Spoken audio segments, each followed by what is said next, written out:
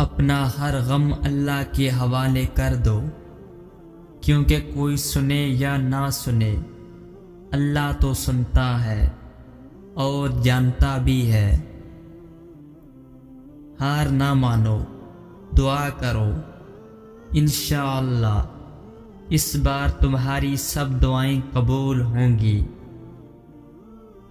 تمہارا اللہ تمہاری ہر ظاہری اور پوشیدہ حالت سے واقف ہے، بھلے ہی یہ لوگ تمہیں نہیں سمجھتے، لیکن وہ تمہیں خوب سمجھتا ہے اور وہ تمہارے ساتھ ہے۔ جب تھک جاؤ تو اللہ کے سامنے جھک جایا کرو، کیونکہ لوگ تھوڑی سی غلطی پر چھوڑ جاتے ہیں اور اللہ تھوڑی سی عبادت پر تھام لیتا ہے۔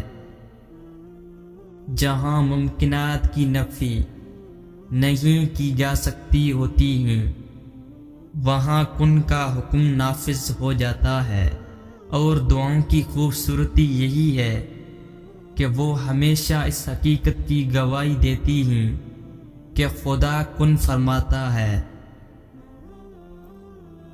دل مشکل میں ڈوبا ہو، سوچ فکروں میں الجھی ہو، تو اللہ سے دعا کرنا اور اتنا توکل ضرور کرنا کہ وہ رب تمہاری تمام دعاؤں کو دھیان سے سنتا ہے اور جواب بھی دیتا ہے۔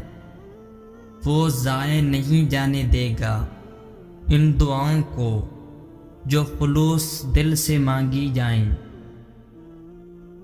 اللہ تمہاری زبان کو تب مانگنے کی ہمت دیتا ہے جب وہ تمہاری دعاؤں پر راضی ہونا چاہتا ہے۔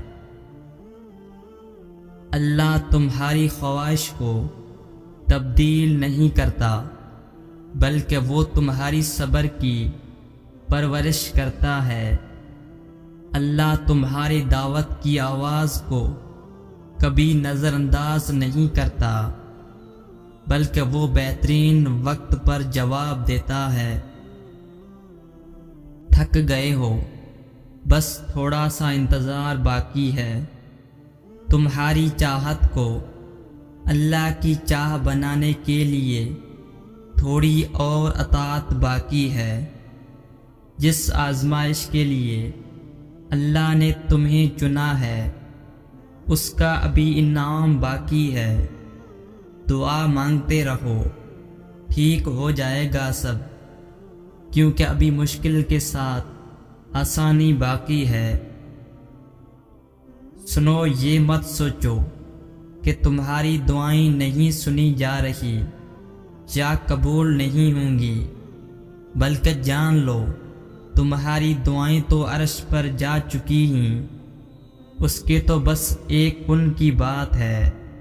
جب تمہارے حق میں بہتر ہوگا تو اس نے کن کہنا ہے اور فیکون کے معجزے ہو جانے ہیں۔ اگر آپ اللہ پہ بھروسہ کریں گے تو وہ کسی کو آپ کو نقصان نہیں پہنچانے دے گا، اور اب تک جو نقصان ہوا ہے وہ اس کی اجازت سے پہنچا ہے، کیونکہ آپ کی زندگی اس کی ملکیت ہے۔ اس نے آپ کی زندگی کے لیے ایک فیصلہ لیا ہے جو شاید آپ کو ناپسند ہو، لیکن وہ درست ہوگا۔ تیرے رب کے پاس تیرے لیے عطاؤں کا سمندر ہے۔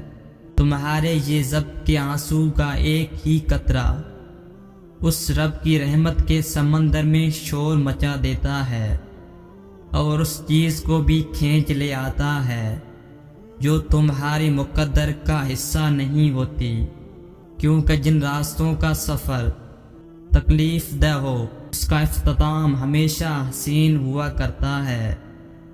اللہ فرماتا ہے، اور ان قریب تمہارا رب تمہیں پھیر دے گا اس کی طرف جس میں تمہاری خوشی ہے۔ اگر تم تھوڑی سی آزمائش سے ڈر کر اپنا یقین ہار کر بیٹھ جاؤ گے تو تمہاری دعائیں کیسے قبول ہوں گی؟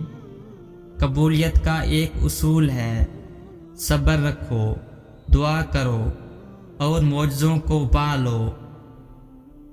تم تب بھی دعا کرتے رہنا جب تمہارے پاس قبولیت کی کوئی بھی وجہ باقی نہ رہے، کیونکہ بے بس صرف تم ہو، اللہ نہیں۔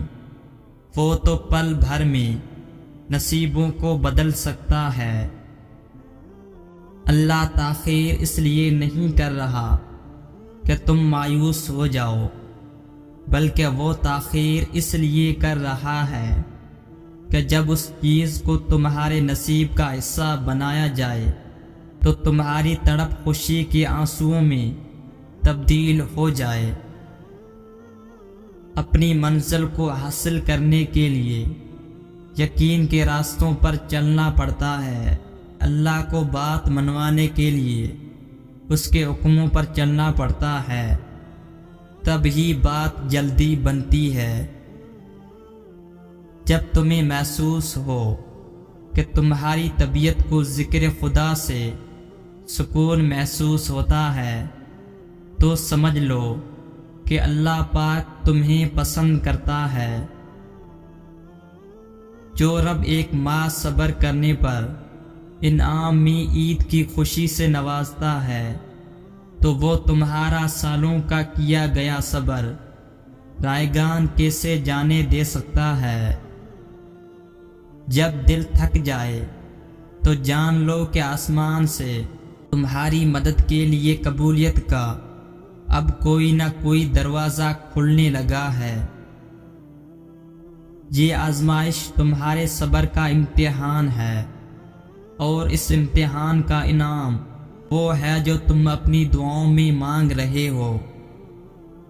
ان قریب اللہ بنا دے گا تنگی کے بعد آسانی، ان قریب ہو جائیں گے ناممکن سے کن کے معجزے بھی۔ سنو تم بس دعاؤں کا دامن تھامے رکھو، تمہاری دعائیں قبولیت کے قریب ہیں۔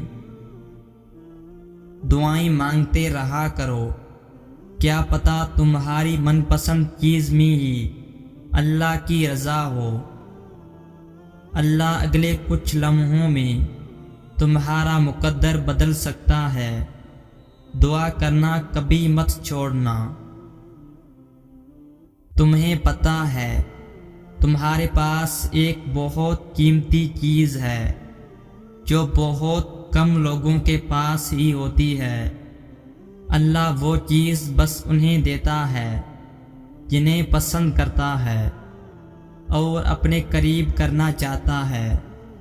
پتہ ہے وہ کیا ہے؟ دوسروں کی تکلیف کا احساس، دعا کی توفیق، دعاؤں کا جواب نہ ملنے کے بعد یقین اور صبر۔ یہ بہت خاص چیزیں ہیں۔